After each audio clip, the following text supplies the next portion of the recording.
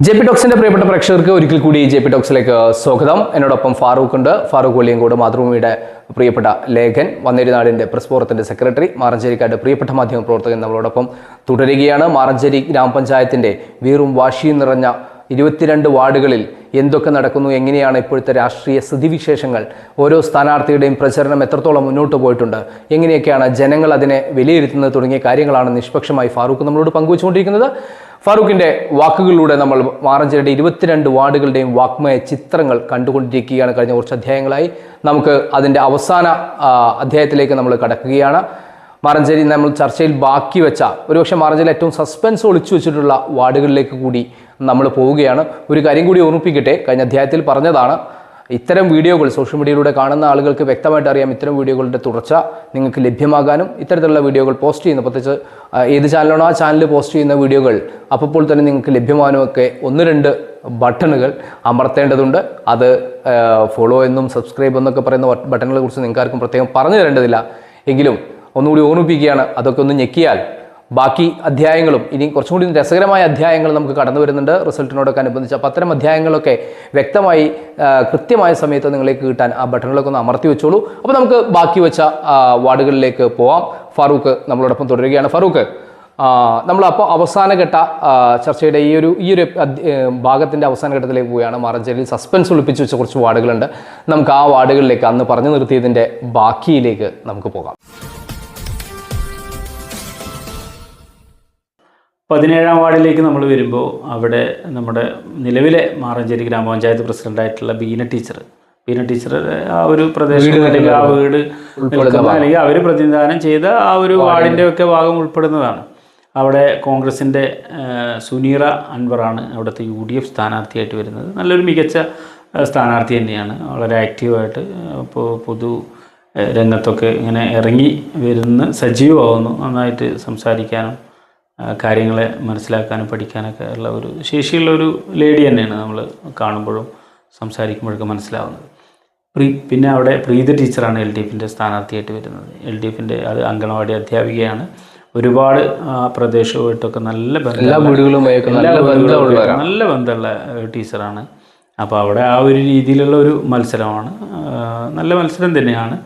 നമ്മൾ കൂടുതൽ അങ്ങനെ ഒരു രാഷ്ട്രീയമായി വലിയൊരു വിശകലനം ചെയ്യേണ്ടതോ അല്ലെങ്കിൽ ആ ഒരു ഒരു തർക്കമോ അങ്ങനെ ഒന്നും പറയാനോ അല്ലെങ്കിൽ ആ ഒരു രീതിയിലേക്ക് ചർച്ച പോകേണ്ട ഒരു വാർഡല്ല. എങ്കിൽ പോലും നല്ല മത്സരം നടക്കുന്ന ഒരു വാർഡ് കൂടിയിട്ടാണ് 17.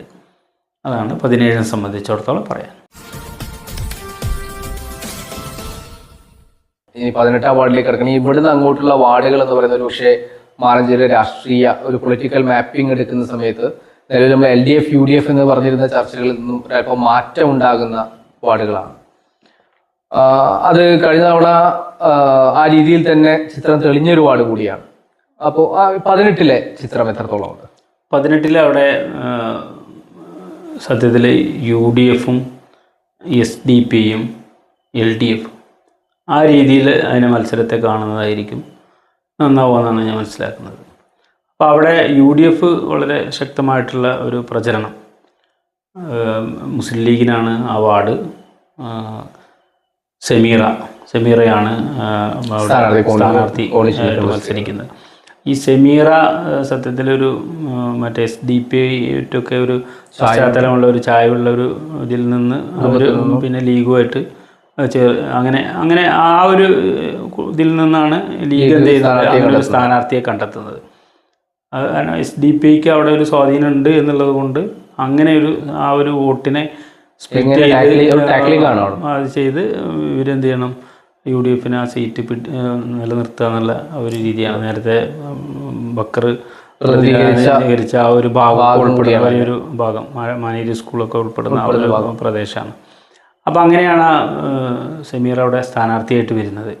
ഇതോടുകൂടെ സത്യത്തിൽ SDP ആര് പിന്നെ നിർത്തും എന്നുള്ള ഒരു ഇതുണ്ടായി. അങ്ങനെയാണ് നമ്മുടെ നിഷാദിൻ്റെ സഹോദരി ആസിയാണ് SDP-യുടെ സ്ഥാനാർത്ഥിയായിട്ട് അവിടെ മത്സരിക്കുന്നത്. അതുപോലെ CPM-ലും മഹിളാ രംഗത്തൊക്കെ വളരെ സജീവമായിട്ട് നിൽക്കുന്ന ഫാത്തിമ, അവരാണ് അവിടെ LDFിൻ്റെ സ്ഥാനാർത്ഥിയായിട്ട് മത്സരിക്കുന്നത്. വളരെ ശക്തമായിട്ടുള്ള മത്സരം തന്നെയാണ് ഈ മൂന്നും. LDF ആയാലും UDF ആയാലും SDP ആയാലും വളരെ ശക്തമായ രീതിയിലുള്ള പ്രചരണം അവിടെ നടത്തുന്നുണ്ട്.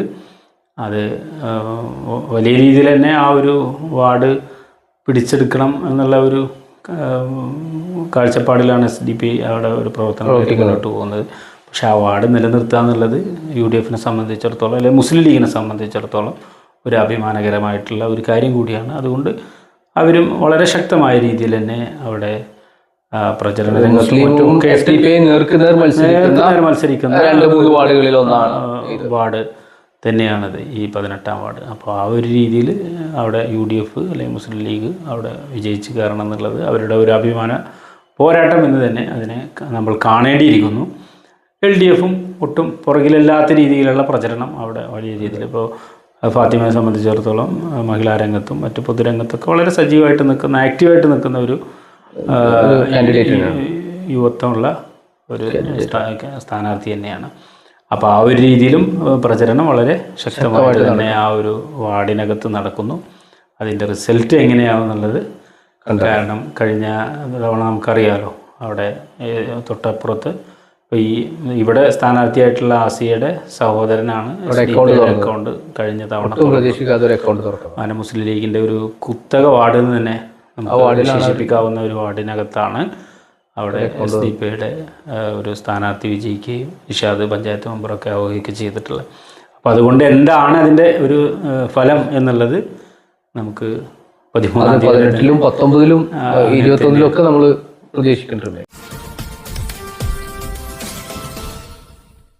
അപ്പോൾ നമുക്ക് ഇനി 19 തൊട്ടടുത്ത വാർഡ് 19-ആണ്. ഒരുപക്ഷെ മാറഞ്ചേരി പഞ്ചായത്തിലെ SC കാൻഡിഡേറ്റ് മത്സരിക്കുന്ന ആ ഒരു സംവരണ വാർഡാണ്. നിലവിൽ മാറഞ്ചേരിയെ 20 കൊല്ലത്തോളം അല്ലെങ്കിൽ പ്രതിദാനം ചെയ്ത വിവിധ വാർഡുകളിൽ നിന്നായിട്ട് പ്രതിദാനം ചെയ്ത ജനപ്രതിനിധിയായിട്ടുള്ള മാധവനാണ് UDFന്റെ സ്ഥാനാർത്ഥി. സത്യത്തിൽ മറ്റേ മാധവേട്ടനൊരു ലക്കിയാണ്. കാരണം ആള് ഇത്തവണ അങ്ങനെ തെരഞ്ഞെടുപ്പ് രംഗത്തൊന്നും ഇല്ല എന്നൊക്കെ പറഞ്ഞ് മാറി നിൽക്കാനുള്ള ഒരു മാനസികമായിട്ടുള്ള ഒരു തയ്യാറെടുപ്പിലായിരുന്നു. പിന്നെയാണ് ഈ ഇങ്ങനെ SC ജനറൽ ഒരു അവിടെ പിന്നെ ഒരു റെഡിക്കാതെ ലീഗിനുള്ള വാർഡായിരുന്നു. അതിൽ മുസ്ലിം ലീഗിനുള്ള വാർഡാണത്. മുസ്ലിം ലീഗിനുള്ള വാർഡാണ്. ആ വാർഡ് സ്വാഭാവികമായിട്ട് SC ജനറലായപ്പോൾ പിന്നെ മുസ്ലിം ലീഗ് അത് കോൺഗ്രസിന് കൊടുക്കേണ്ടായത്. അതിന് പകരം 2-ാം വാർഡ് ലീഗിന് കൊടുക്കുകയും ചെയ്യുന്ന ഒരു അവസ്ഥയാണല്ലോ ഉണ്ടായത്. അപ്പോൾ അങ്ങനെയാണ് അത് ഒരു ലക്കിയാണ് സത്യത്തിൽ. അങ്ങനെയാണ് മാധവേട്ടൻ അവിടെ സ്ഥാനാർത്ഥിയായി വന്നിട്ടുള്ളത്. പിന്നെ അവിടെ CPIക്കാണ് ആ സീറ്റുള്ളത്. അതിൽ LDFന്റെ സുരേഷ് ബാബുവാണ്. സുരേഷ് ബാബു വളരെ ആക്റ്റീവായിട്ടുള്ള CPIയുടെ ബ്രാഞ്ച് സെക്രട്ടറിയാണ്. വളരെ ആക്റ്റീവായിട്ട് പൊതുരംഗത്തൊക്കെ വളരെ സജീവമായിട്ട് നിൽക്കുന്ന ആൾ തന്നെയാണ്. അപ്പോൾ അവിടെ ആ മത്സരം പ്രത്യേകിച്ച് ആ മത്സരം എന്ന് പറയുന്നത് ഇപ്പോൾ മാധവേട്ടൻ തുറവാണത്ത് നിന്ന് അങ്ങോട്ട് പോയി അവിടെ പോയി മത്സരിക്കുന്ന ഒരാൾ, മറ്റൊരാൾ കാഞ്ഞിരമുക്കുന്ന് തൊട്ടടുത്ത പ്രദേശം അടുത്ത പ്രദേശത്തുള്ള ആളാണ് സുരേഷ് ബാബു. ഇവർ കുറച്ച് ദൂരെ ഉള്ളതാണ്. പിന്നെ അതിന്റെ ആവശ്യമില്ല. കാരണം മാധവേട്ടനെ സംബന്ധിച്ചിടത്തോളം നേരത്തെ അറിയുന്നതാണ്. സുരേഷ് ബാബു ആണെങ്കിലും അവിടെ അറിയുന്ന ഒരാൾ തന്നെയാണ്, സുപരിചിതരാണ്. അപ്പം അതുകൊണ്ട് അവിടുത്തെ പ്രത്യേകിച്ച് ഇങ്ങനെ ഒരു സംവിധാനത്തിനകത്ത് മത്സരിക്കുമ്പോൾ ഉണ്ടാവുന്ന ഒരു ഏത് രീതിയിലാണ് ജനങ്ങൾ അതിനെ ഏറ്റെടുക്കുക എന്നുള്ളതൊന്നും പറയാൻ പറ്റില്ല. എന്തായാലും അതൊരു ശക്തമായ മത്സരം അവിടെ നടക്കുന്നുണ്ട്. ആ മത്സരത്തിൽ ആരാണ് ചെയ്യാന്നുള്ളത് നമുക്ക് കാത്തിരിക്കാം. അത് തന്നെയാണ്. ഇനി നമ്മൾ അടുത്ത വാർഡിലേക്ക് പോകുമ്പോൾ പക്ഷേ റെഡ് പവർ GCC ഒക്കെ പോലുള്ള CPM അല്ലെങ്കിൽ LDFന്റെ പിന്തുണാ സംഘടനകൾക്ക് ഏറ്റവും അഭിമാനപ്പെട്ട് നടക്കുന്ന അവരെ സംബന്ധിച്ചത് വലിയൊരു കാര്യം. കാരണം ഷെരീഫ് അമീഗോസ് എന്ന് പറയുന്ന അവരുടെ സഹപ്രവർത്തകന്റെ സഹധർമ്മിണിയാണ് അവിടെ LDFന്റെ പ്രതിനിധി. അങ്ങനെ ഒരു മത്സരം നടക്കുന്ന വാർഡ്. ആ വാർഡിന്റെ ഒരു ചിത്രത്തിലേക്ക് പോകുമ്പോൾ അവിടെ ആ ചിത്രത്തിൽ ഇപ്പോൾ ഈ 20-ാം വാർഡിനെ സംബന്ധിച്ചിടത്തോളം നേരത്തെ നമ്മുടെ ഈ കോൺഗ്രസിന്റെ UDFന്റെ അബ്ദുൽ ഗഫൂർക്ക പ്രതിനിധീകരിച്ച വാർഡിന്റെ ഒരു ഭാഗമുണ്ട്. ഇപ്പോൾ 19-ലും അതിന്റെ ഭാഗമുണ്ട്.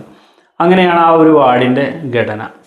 പക്ഷേ എങ്കിൽ പോലും അവിടെ സുലൈഖ ഷെരീഫ്, ഇപ്പോൾ നിങ്ങൾ നേരത്തെ പറഞ്ഞ ഷെരീഫ് അമിക്കോസ് പെട്ടെന്ന് ആക്സിഡൻറ്റിൽ മരണപ്പെട്ട വ്യക്തിയാണ്. അപ്പോൾ അവരുടെ വൈഫാണ് അവിടെ സ്ഥാനാർത്ഥിയായിട്ടുള്ളത്. UDFൻ്റെ നജ്ലത്ത്. അപ്പോൾ അത് കോൺഗ്രസിൻ്റെ സ്ഥാനാർത്ഥി കൂടിയാണ്. അവിടെ മത്സരമുണ്ട്. മത്സരം എന്ന് പറയുന്നത് എനിക്ക് അതിൻ്റെ ഒരു ഫലം എന്താവും എന്നുള്ളത് നമ്മളിപ്പോൾ അത് മുൻകൂട്ടി പ്രവചിക്കുന്നത് ശരിയല്ല എന്നുള്ളത്. പക്ഷേ എങ്കിൽ പോലും ആ ഒരു ഇപ്പോൾ ഈ നേരത്തെ നിങ്ങൾ പറഞ്ഞ ഷെരീഫിൻ്റെ അമിഗോസിൻ്റെ ഭാര്യ എന്നുള്ള ആ ഒരു സ്വീകാര്യതയും ഒരു ഇമോഷൻ കൂടി സത്യത്തിലുണ്ട്. കാരണം പെട്ടെന്ന് ഉള്ള ഒരു മരണമായിരുന്നല്ലോ അത്.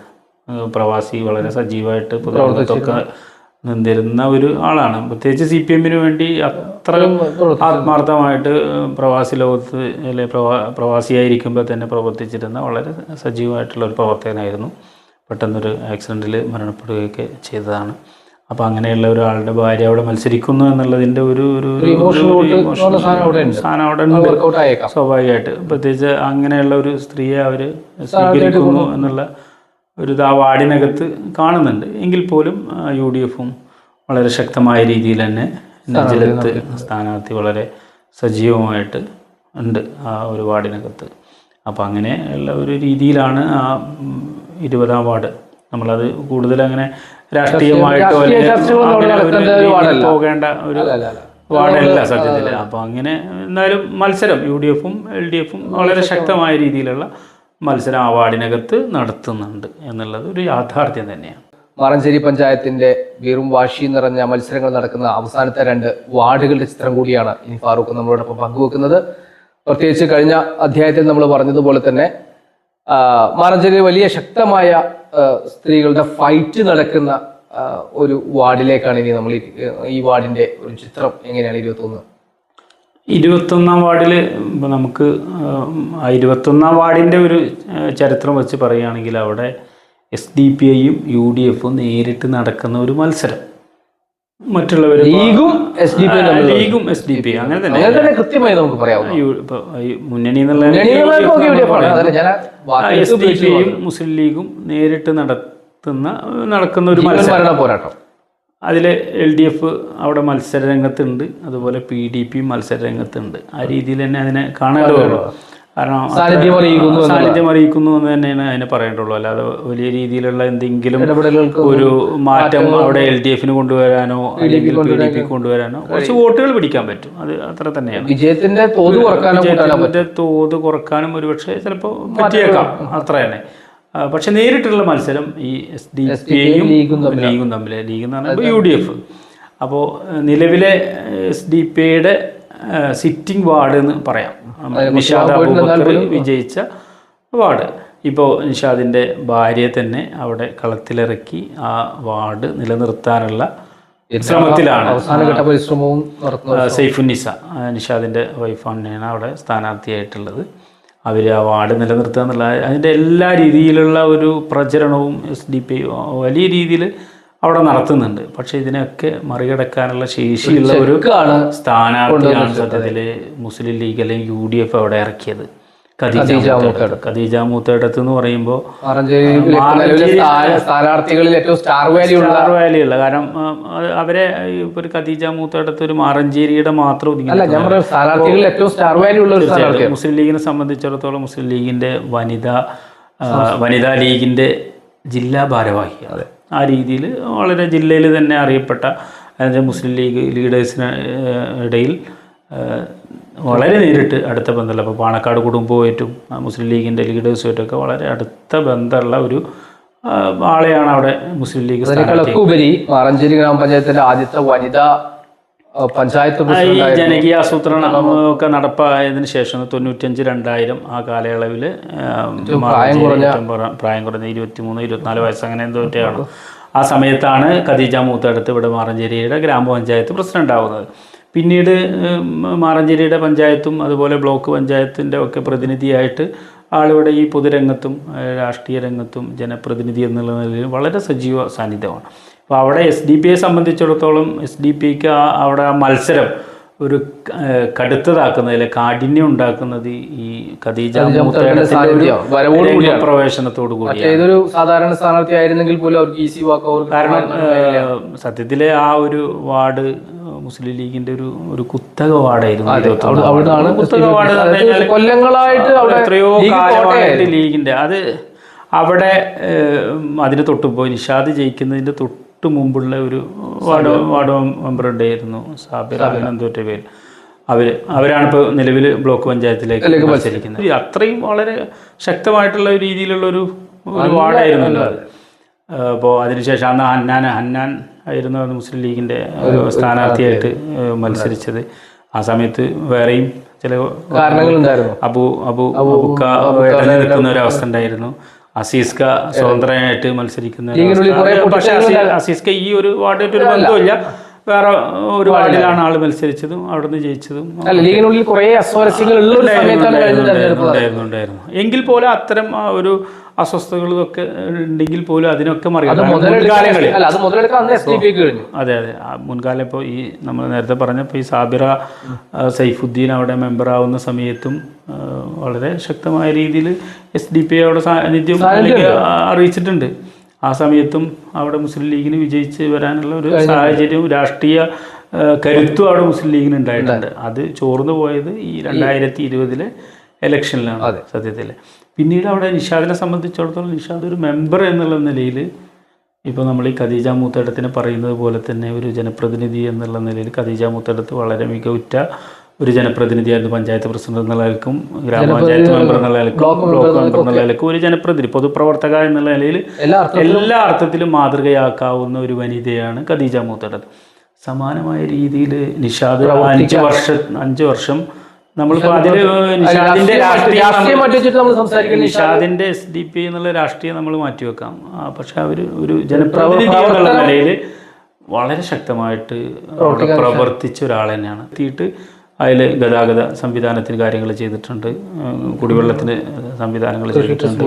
അങ്ങനെയുള്ള ഓരോ കാര്യങ്ങളിലും എന്ത് ചെയ്തിട്ടുണ്ട്, വളരെ സജീവമായിട്ട് നല്ല ആക്റ്റീവായിട്ട് നിൽക്കുന്ന ഒരു ജനപ്രതിനിധി തന്നെയാണ്. പക്ഷേ ആ ജനപ്രതിനിധി എന്നുള്ളത് അവരുടെ വൈഫിന് സൈഫുന്നിസക്ക് അത് എത്രമാത്രം അത് കിട്ടും എന്നുള്ളത്, കാരണം സ്വാഭാവികമായിട്ട് സൈഫുന്നിസ വരുമ്പോൾ നിഷാദല്ലല്ലോ എന്നുള്ള ഒരു സാധനം സ്വാഭാവികമായിട്ട് ആളുകളുടെ ഇടയിൽ ഉണ്ടാവണം.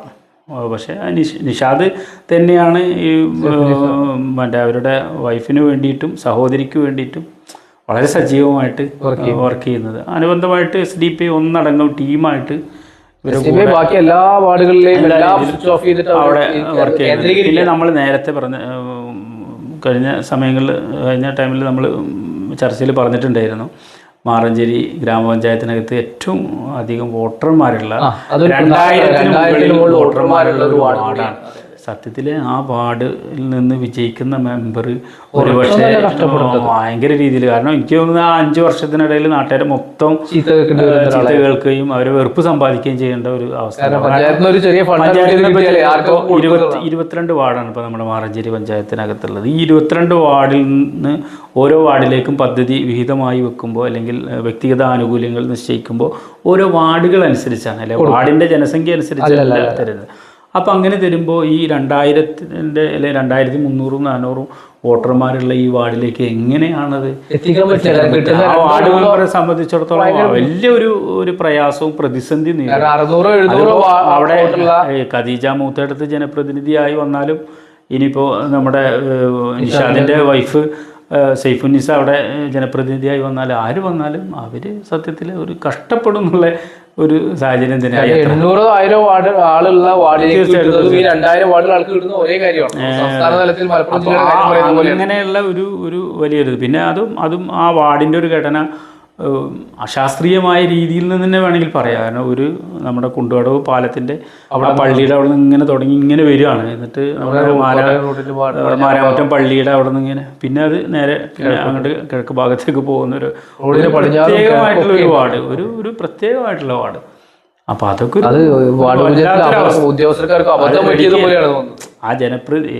ആ വാർഡിൽ നിന്ന് തിരഞ്ഞെടുക്കപ്പെടുന്ന ജനപ്രതിനിധി അത്രയും ബുദ്ധിമുട്ടേണ്ടി വരും. അതൊക്കെയാണ് നമ്മൾ അതിൽ മനസ്സിലാക്കേണ്ടത്. എന്തുതന്നെയായാലും അവിടെ വളരെ ശക്തമായിട്ടുള്ള മത്സരം നല്ല രീതിയിലുള്ള ഖദീജ മത്സരം. നല്ലൊരു കാൻഡിഡേറ്റ് ആണ്. ഖദീജത്തെ സംബന്ധിച്ചിടത്തോളം സ്വീകാര്യമായിട്ട് ഖദീജത്തെ സംബന്ധിച്ചിടത്തോളം ഇപ്പോൾ നമ്മൾ ഖദീജത്തേലും ഒരുപാട് കാലമായിട്ട് നമുക്ക് അറിയാവുന്നതാണ്. ഇപ്പോൾ മാറഞ്ചേരിയുടെ ഒക്കെ ഇപ്പോൾ അവർ ജീവകാരുണ്യ പ്രവർത്തന മേഖലയിൽ, സാന്ത്വന മേഖലയിൽ, ഈ പാലിയേറ്റീവ് ഇത്തരം രംഗങ്ങളിൽ, രാഷ്ട്രീയ രംഗങ്ങളിൽ, വിദ്യാഭ്യാസ മേഖലയിലൊക്കെ വളരെ സജീവമായിട്ട് നിൽക്കുന്ന നല്ലൊരു നല്ലൊരു കാഴ്ചപ്പാടുള്ളൊരു വ്യക്തിത്വം, ഒരു ഭരണകർത്താവാണ്, നല്ലൊരു കുടുംബിനിയാണ്, എല്ലാം നല്ലൊരു എന്താ പറയുക രക്ഷിതാവ് എന്നുള്ള നിലയിൽ ആൾ എല്ലാ രംഗത്തും എല്ലാ രീതിയിലും ഇപ്പോൾ 25 വർഷം അതിൽ മേലെ നമ്മൾ പരിചയപ്പെട്ടു. 25 വർഷത്തിലേറെ അവരെന്തുണ്ടാവും ഈ പൊതുരംഗത്ത് സജീവമായിട്ട് നിൽക്കുന്നുണ്ടാവും. അപ്പോൾ നമ്മളിപ്പോൾ അവരായിട്ടൊക്കെ പരിചയപ്പെട്ടിട്ട് ഇപ്പോൾ കൂടുതൽ എനിക്ക് ഞാൻ 2009 മുതൽ ഇങ്ങനെ ഈ മാധ്യമരംഗത്ത് വരുന്ന ഒരാളാണ്. അപ്പോൾ ആ ഒരു സമയം മുതൽ അങ്ങനെ ആളെ കേൾക്കുന്നു. പക്ഷെ അതിന് മുമ്പ് നമ്മൾ പത്രം വായിക്കുന്ന ആ ഒരു സമയത്തൊക്കെ 95 സമയങ്ങളിലൊക്കെ ഇപ്പോൾ നമ്മൾ വിദ്യാർത്ഥിയാണ് ആ സമയങ്ങളിലൊക്കെ. ആ സമയത്തൊക്കെ ഇങ്ങനെ ഈ ഒരു ആളെ പേര് കേൾക്കുന്നുണ്ട്. എന്ന് വെച്ചാൽ ഖദീജ മൂത്തേടത്ത്, ഷാജിറ മനാഫ്, ഇങ്ങനെയുള്ള പേരുകളൊക്കെ നമ്മൾ അന്നത്തെ വനിതാ അപ്പോൾ അതൊക്കെ നമ്മളിങ്ങനെ കേൾക്കുന്ന പേരുകളാണ്. അപ്പോൾ അങ്ങനെയുള്ള ഒരു പേരിൽപ്പെട്ട ഒരു പേരാണ്. അപ്പോൾ അത് സത്യത്തിൽ നല്ലൊരു കാൻഡിഡേറ്റാണ്. സത്യത്തിൽ മുസ്ലിം ലീഗ് അവരെ സഹായിക്കാൻ വേണ്ടി, കാരണം അവരെ സഹായിക്കാൻ വേണ്ടി നിർത്തിയെന്ന് ഇത്രയും ഒരു കഠിനമായൊരു വാർഡ്, ആ വാർഡിനകത്ത് അവർ സത്യത്തിൽ അവിടെ നിന്നൊരു ജനപ്രതിനിധിയായി തിരഞ്ഞെടുക്കുമ്പോൾ അവരെന്നല്ല ആരായാലും ഇങ്ങനെ ഒരു ഭയങ്കര കഷ്ടപ്പെടും. പക്ഷേ എങ്കിൽ പോലും ഒരു മാറഞ്ചേരിയുടെ തിരഞ്ഞെടുക്കപ്പെടുകയാണെങ്കിൽ മാറഞ്ചേരിയുടെ ഒരു മുഖമായിട്ട് മുസ്ലിം ലീഗിനെ സംബന്ധിച്ചിടത്തോളം ഭരണം കിട്ടുകയാണെങ്കിലൊക്കെ ആ ഒരു രീതിയിൽ കൊണ്ടുവരാൻ പറ്റുന്ന UDF-നൊക്കെയാണ് ഭരണം എന്നുണ്ടെങ്കിൽ ഇപ്പോൾ പ്രസിഡൻഷിപ്പ് ഒക്കെ പകുതിയൊക്കെ ആക്കുകയൊക്കെ ചെയ്യുന്ന ഒരു സാഹചര്യമൊക്കെ വരികയാണെന്നുണ്ടെങ്കിൽ എന്തിനായാലും ഇവരൊക്കെ തന്നെയും അതിൽ പരിഗണിക്കപ്പെടുകയൊക്കെ ഉണ്ടാവുക ജയിക്കുകയാണെന്നുണ്ടെങ്കിൽ കേട്ടോ. അപ്പോൾ ആ ഒരു രീതിയിൽ ശക്തമായ മത്സരം നടക്കുന്ന ഒരു ശ്രദ്ധേയമായ മത്സരം നടക്കുന്ന ഒരു വാർഡാണ്. ഇപ്പോൾ SDP-യെ സംബന്ധിച്ചിടത്തോളം അവർക്ക് അത്രയും അഭിമാനകരമായിട്ടുള്ള, കാരണം അവർക്ക് ആ വാർഡ് നിലനിർത്തുക എന്നുള്ളത് അവരുടെ ഒരു അഭിമാന പോരാട്ടം തന്നെയാണ്. അപ്പോൾ മുസ്ലിം ലീഗിനെ സംബന്ധിച്ചിടത്തോളം ആ വാർഡ് തിരിച്ചു പിടിക്കുക എന്നുള്ളത് അവർക്ക് അഭിമാനകരമായിട്ടുള്ള ഒരു പോരാട്ടം തന്നെയാണ്. അതിൻ്റെ ഫലം എന്താവും എന്നുള്ളത്. പക്ഷേ അവിടെ PDP ഒരു ശക്തമായ ഒരു സാന്നിധ്യമായിട്ടുണ്ട്. LDF-ന്റെ സ്ഥാനാർത്ഥി CPM-ന്റെ പ്രതിനിധിയാണ്. തീർച്ചയായിട്ടും അരിവാൾ ചുറ്റിക നക്ഷത്രം അവരും അവിടെ അവരുടേതായിട്ടുള്ള സാന്നിധ്യം, നല്ലൊരു ശക്തമായ സാന്നിധ്യം അവിടെ ആ വാർഡിനകത്ത് അവർക്കും കാഴ്ചവെക്കാനാവുമെന്നുള്ളത് ശ്രദ്ധേയമാണ്.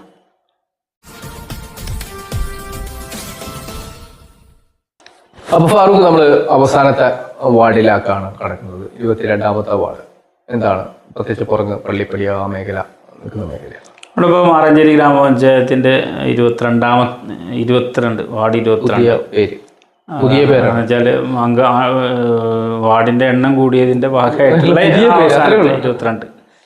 അവിടെ മുസ്ലിം ലീഗിൻ്റെ ജസീറ PC, നമ്മുടെ PC കുടുംബവുമായി ബന്ധപ്പെട്ടുള്ള മുസ്ലിം ലീഗിൻ്റെ ഒരു കുടുംബത്തിൽ ഒരു പെൺകുട്ടിയാണ് അവിടെ സ്ഥാനാർത്ഥിയായിട്ട് ലീഗിൻ്റെ അല്ലെങ്കിൽ UDF-ന്റെ, മുസ്ലിം ലീഗ് പ്രതിനിധിയാണ് ലീഗിൻ്റെ സ്ഥാനാർത്ഥിയായിട്ട്. CPM-ന്റെ അല്ലെങ്കിൽ LDF-ന്റെ സ്ഥാനാർത്ഥിയായിട്ട് നീതുവാണ്. വളരെ സജീവമായിട്ട് നല്ല മത്സരമാണ്. അതോടൊപ്പം തന്നെ മറ്റു 2 സ്ഥാനാർത്ഥികളും അവിടെ മത്സരം കൊണ്ട് സാന്നിധ്യം അറിയിക്കുന്നതിന് അവരുടേതായിട്ടുള്ള കരുത്ത് തെളിയിക്കുന്നതിന് വേണ്ടി ആ സ്ഥാനാർത്ഥികളോടെ സജീവമായിട്ടുണ്ട്. മറ്റു രീതിയിലുള്ള ഒരു രാഷ്ട്രീയ വിശകലനോ അല്ലെങ്കിൽ നമ്മൾ 21ാം വാർഡിലോ മറ്റ് വാർഡുകളിലൊക്കെ പറഞ്ഞതുപോലെയുള്ള, അല്ലെങ്കിൽ 5ാം വാർഡിലൊന്നും പറഞ്ഞതുപോലെയുള്ള രാഷ്ട്രീയമായിട്ടുള്ള വലിയ വിശകലനത്തിന് ഈ വാർഡിൽ സംബന്ധിച്ചിടത്തോളം അങ്ങനെ ഒരാവശ്യമില്ല എന്ന് തന്നെയാണ് ഞാൻ മനസ്സിലാക്കുന്നത്. അവിടെ LDF-ഉം UDF-ഉം തമ്മിലുള്ള നല്ലൊരു മത്സരം, അതിൻ്റെ ഫലം എന്താവുമെന്നുള്ളത് നമുക്ക് എന്തായാലും 13ാം തീയതി അറിയാം എന്ന് തന്നെയാണ് പറയാനുള്ളത്. ഓക്കെ, എന്തായാലും നമ്മൾ കഴിഞ്ഞ കുറച്ച് അധ്യായങ്ങളിലായി മാറഞ്ചേരി ഗ്രാമപഞ്ചായത്തിൻ്റെ 22 വാർഡുകളിൽ എന്ത് ആണ് ഇപ്പോഴത്തെ ചിത്രം എന്നുള്ളതാണ് പ്രിയപ്പെട്ട ഫാറൂഖ്, നമ്മുടെ എല്ലാം പ്രിയപ്പെട്ട മാധ്യമപ്രവർത്തകൻ, വന്നേരിനാടിൻ്റെ പ്രസ് ഫോറത്തിൻ്റെ സെക്രട്ടറി, മാതൃഭൂമിയുടെ റിപ്പോർട്ടറൊക്കെ ആയിട്ടുള്ള ഫാറൂഖ് നമ്മളോടൊപ്പം പങ്കുവച്ചത്. വളരെ നിഷ്പക്ഷമായി ഒരു രാഷ്ട്രീയ പാർട്ടിയോടും ഏതെങ്കിലും സ്ഥാനാർത്ഥിയോടും കൂറു പുലർത്താതെ വളരെ വ്യക്തമായി യഥാർത്ഥ ചിത്രം എന്താണ്, അതിനപ്പുറത്തേക്ക് അതിൻ്റെ രാഷ്ട്രീയ പശ്ചാത്തലങ്ങൾ വിശകലനം ചെയ്യാതെയാണ് പോയത്. ഫാറൂഖുമായി നമ്മൾ വീണ്ടും മറ്റ് ചില ഭാഗങ്ങൾ കൂടി ചർച്ച ചെയ്യാനിരിക്കുന്നുണ്ട്. ഇപ്പോഴത്തെ ഈ ഒരു അധ്യായം ഇവിടെ പൂർത്തിയാവുകയാണ്. ഇനി മാറഞ്ചേരിയുടെ തിരഞ്ഞെടുപ്പിന്റെ മറ്റു ചില വിശേഷങ്ങളുമായി നമുക്ക് ഫാറൂഖ് തന്നെ വീണ്ടും നമുക്ക് അതിഥിയായി എത്തുന്ന എപ്പിസോഡുകളിലേക്ക് തിരിച്ചു വരാം. അതുവരെ എല്ലാവർക്കും നന്ദി, നമസ്കാരം. അപ്പോൾ 22 വാർഡുകളുടെ ചിത്രം നമുക്ക് മുമ്പിൽ ഫാറൂഖ് വരച്ചിട്ടിട്ടുണ്ട്. ഇനി ഇതിൻ്റെ തുടർച്ചയായി നമുക്ക് മറ്റു ചില അധ്യായങ്ങൾ കൂടി പങ്കുവെക്കാനുണ്ട്. ആ അധ്യായങ്ങളിലേക്ക് തിരിച്ചു വരുന്നതുവരെ തൽക്കാലം ഒരു വിട പറയുകയാണ്, ഒരു ചെറിയ ഇടവേള എടുക്കുകയാണ്.